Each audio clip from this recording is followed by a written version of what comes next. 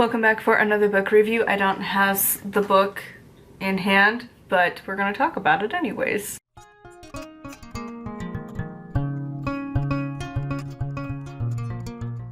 So this is Missing Element, Hidden Strength. Apply the natural strength of all 5 elements to unlock your full creative potential by Tisha Morris. So the 5 elements that this book is talking about is the Eastern concept, not the Western concept, by the way. So instead of air and spirit, you have wood and metal, which is basically what this book does. It walks you through all of the elements in the Eastern beliefs, mostly again from the Tao, I think is what it's supposed to be called.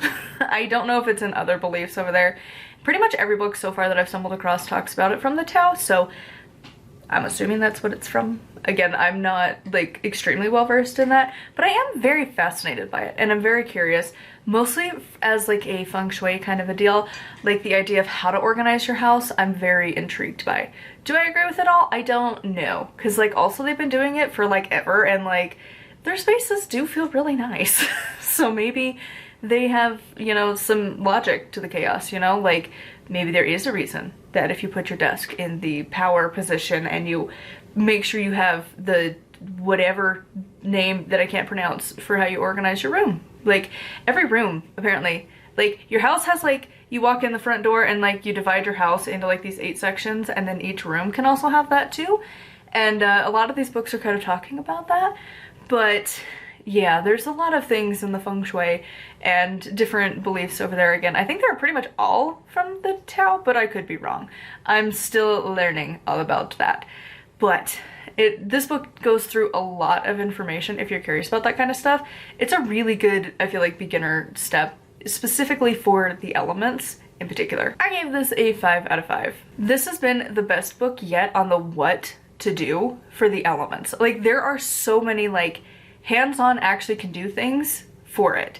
Like, again, I don't have the book in front of me, so I can't like flip to the page, but there was like, if you need more metal in your life, like there was distinct things to do. And like, if you want to welcome in more like water, like these are the colors and these are activities and this is how you should decorate. Like there are like takeaway actions to do that a lot of these have not really had.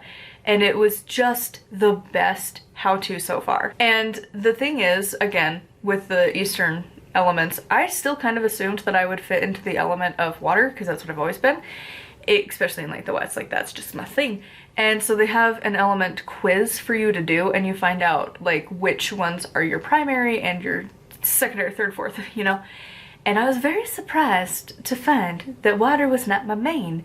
Instead, my main was earth, and my lacking one was metal. And as I've looked into what metal things are, I'm like, yeah, but true though, I hate that one. Because it's like all the things I don't like. Because this one is like white walls, minimalism, lots of metal features, and I'm like, ick. Like those are the things I absolutely hate. I despise walking into like the new houses. Hate them. Like I've looked at so many listings of like the new houses that are being built out here, and they're all white walls, white everything, white cabinets, white counters, white walls, white doors, like everything is white and then it's metal with it. So all the new houses are like the metal element, and that's not for me. And it's weird to read these because you do kind of have to adjust your like mindset from the Witchcraft version of the elements because like some of the things don't line up, and it's like things that I would sometimes put for earth go to wood, and some of the things for wood don't necessarily line up all the time with like air, so it's not just like a quick easy transfer. Like it kind of bounces around the ideas a bit, but I did love that like water is associated with winter, because I'm like, yeah. And it talks about like going through the elements, again, these versions, in like the seasons, and that water is in winter, and I'm like, finally, thank you for having it correct. Because I don't love water in the autumn, that doesn't make sense to me, but in the winter when it's literally water all over the everything, ever so much snow, that makes more sense. And also the way they describe it too is fascinating. Like it is just, this is a really good book if you're wanting to learn about the Eastern elements, which is pretty much what I would recommend the audience to be for this. If you are curious about the Eastern version of the elements, this is a really good place to start. It talks a little bit about feng shui things. It also had a decent amount for being creative, like as a creative job. There's a lot of information that typically we don't get included, which I thought was really nice because, again, that's what I do. So it was nice to be included in a book and not just talking about like if you're a teacher or if you're a lawyer or you have like traditional jobs. This was very much like, hey, are you like a writer? Are you like an entrepreneur? Like, here's ideas of like how to do things because we need that. So it was a really good book. So funny story, if I would buy this book, I have to buy it. I don't get a choice because I had left it on the counter and then dishes were done next to it and the water damage.